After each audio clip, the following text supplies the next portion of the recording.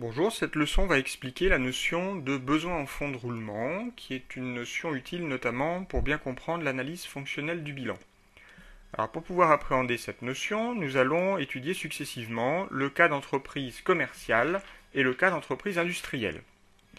Donc commençons par le cas d'entreprise commerciale. Donc notre première situation est la suivante. Nous allons supposer que Nathalie travaille sur le marché d'Oisem à Lille.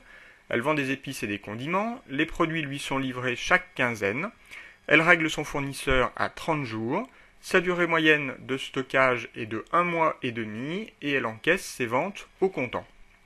Donc chronologiquement, le premier élément qui intervient dans cette opération, que nous allons donc placer à la date t égale 0, c'est la livraison des produits, la livraison des épices et des condiments. Ces produits sont payés donc au fournisseur à l'issue de 30 jours, donc à t égale 30, intervient le paiement du fournisseur.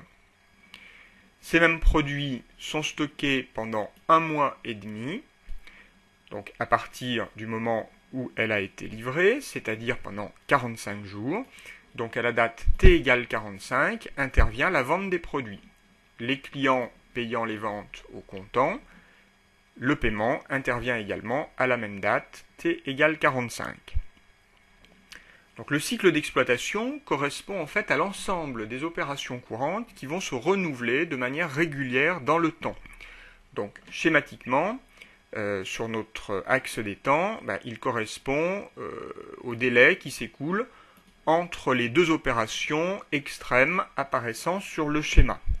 Donc ici, entre t égale 0 et t égale 45, nous voyons que le cycle d'exploitation a une durée de 45 jours. Nathalie doit payer ses fournisseurs le 30e jour, alors qu'elle ne recevra le paiement de ses propres clients que le 45e jour. Cela signifie qu'elle va devoir trouver de l'argent quelque part pour pouvoir payer ses fournisseurs en attendant le paiement de ses propres clients. Donc ceci pendant une durée de 15 jours.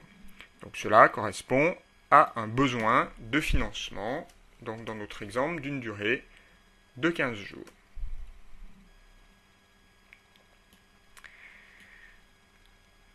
Prenons un deuxième exemple. Donc cette fois-ci, nous sommes dans un supermarché de la région lyonnaise qui dispose d'un crédit moyen de 90 jours auprès de ses fournisseurs. Ce supermarché stocke en moyenne ses marchandises pendant 20 jours avant de les vendre et ses clients payent immédiatement lors de leur passage en caisse. Donc nous allons, comme précédemment, supposer qu'à la date t égale 0 intervient l'achat des marchandises. Ces marchandises sont stockées pendant 20 jours avant d'être vendues, donc la vente interviendra à la date t égale 20. À la même date, les clients payent, puisqu'ils payent lors de leur passage en caisse. Le supermarché, quant à lui, qui a acheté les marchandises à t égale 0, dispose de 90 jours de crédit auprès de ses fournisseurs, donc à la date t égale 90, intervient le paiement des fournisseurs. Les deux opérations extrêmes s'étendent de t égale 0 à t égale 90, par conséquent, nous avons ici un cycle d'exploitation qui va durer 90 jours. Cette fois-ci, notre supermarché reçoit le paiement de ses clients à t égale 20, c'est-à-dire 70 jours avant d'avoir à payer lui-même ses fournisseurs, à t égale 90. Donc pendant ces 70 jours, le supermarché dispose d'argent qu'il peut éventuellement placer. Nous allons donc parler d'une ressource d'exploitation. Dans notre exemple, cette ressource d'exploitation existera pendant 70 jours.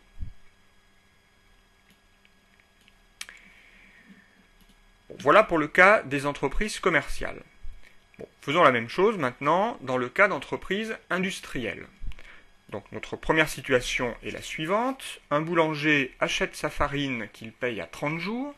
Cet approvisionnement correspond à 3 semaines de fabrication, de vente et d'encaissement immédiat. Donc comme précédemment, nous allons placer à t égale 0 l'achat donc ici de farine. Cet achat de farine est payé donc au bout de 90 jours au fournisseur, au bout de 30 jours au fournisseur, donc à t égale 30. Et cet achat de farine lui permet pendant 3 semaines de fabriquer et de vendre ses produits.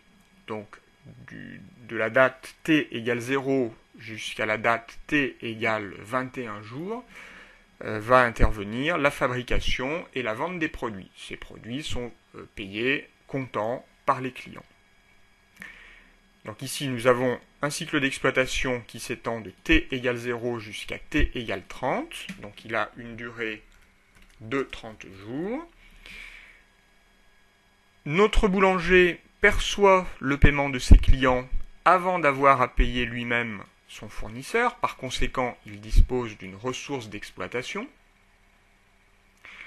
Bon, en moyenne, pour faire simple, les clients payent, disons, au bout d'une dizaine de jours, entre t égale 0 et t égale 21. Donc entre t égale 10 et t égale 30, nous avons 20 jours qui s'écoulent, pendant lesquels donc notre boulanger dispose d'une ressource d'exploitation. Deuxième cas, nous nous plaçons cette fois-ci dans une laiterie spécialisée dans la fabrication de fourmes qui achète quotidiennement le lait dans les fermes et règle ses fournisseurs une semaine après l'achat. La fabrication et la fermentation du fromage demandent 3 mois de séjour en cave et la clientèle, qui est composée de grandes surfaces, règle à 60 jours. Premier élément, donc évidemment à t égale 0, c'est l'achat du lait. Ce lait est acheté donc à t égale 0 et payé une semaine après l'achat. Donc à t égale une semaine intervient le paiement du fournisseur. La fabrication et la fermentation du fromage demandent 3 mois de séjour en cave. Donc ce sera à la date t égale 3 mois que va intervenir la vente des fromages. Et cette vente sera payée par les grandes surfaces 60 jours plus tard, donc 2 mois plus tard, c'est-à-dire à t égale 5 mois. Donc cette fois-ci, notre cycle d'exploitation s'étend de t égale 0 à t égale 5 mois. Il a donc une durée de 5 mois. Notre laiterie va payer son fournisseur au bout d'une semaine, mais ne recevra le paiement de ses clients qu'au bout de 5 mois. Par conséquent, elle a un besoin de financement qui s'étend entre ces deux dates, et donc la durée est approximativement de 4 mois et 3 semaines, en supposant qu'il y ait 4 semaines par mois, ce qui n'est pas tout à fait juste. Donc que nous soyons dans une entreprise commerciale ou dans une entreprise industrielle, nous pouvons nous trouver soit dans la situation d'une ressource d'exploitation, dans l'hypothèse où le client paye avant que nous n'ayons à payer notre fournisseur, ou bien dans la situation d'un besoin de financement, dans le cas où le fournisseur doit être payé avant qu'intervienne le paiement de nos propres clients. Alors nous pouvons résumer ce que nous venons de voir dans ces différents cas dans un tableau.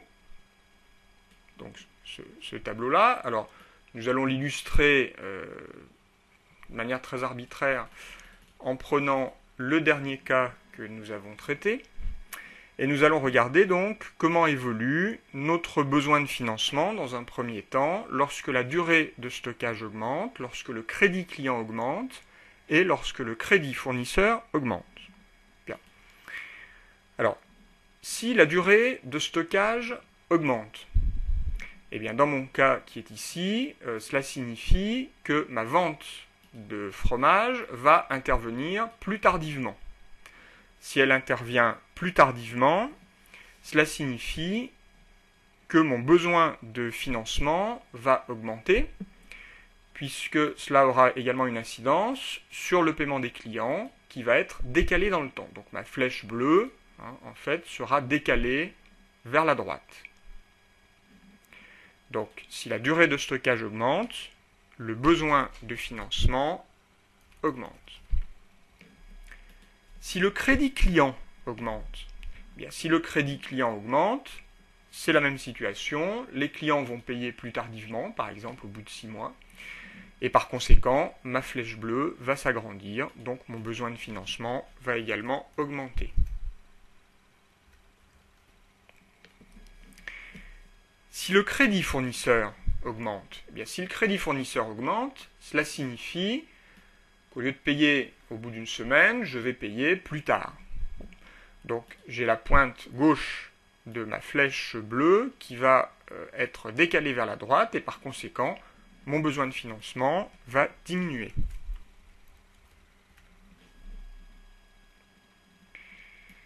Faisons le même type de raisonnement, mais cette fois-ci avec une ressource de financement. Pour l'illustrer, nous allons prendre le premier cas de l'entreprise industrielle. Que fera ma ressource de financement si ma durée de stockage augmente? Eh bien, si ma durée de stockage augmente, je vais vendre mes produits plus tardivement. Par conséquent, ma flèche bleue, enfin le bout gauche de ma flèche bleue va être décalé vers la droite et ma ressource d'exploitation va diminuer. Si le crédit client augmente, bien, si le crédit client augmente, c'est la même situation puisque les clients payaient au moment de la vente. Donc ma ressource de financement va également diminuer. En revanche, si je paye mes fournisseurs plus tardivement, je vais par exemple les payer au bout de 2 mois, eh bien la pointe bleue de ma flèche va être décalée vers la droite et ma ressource d'exploitation va cette fois-ci augmenter.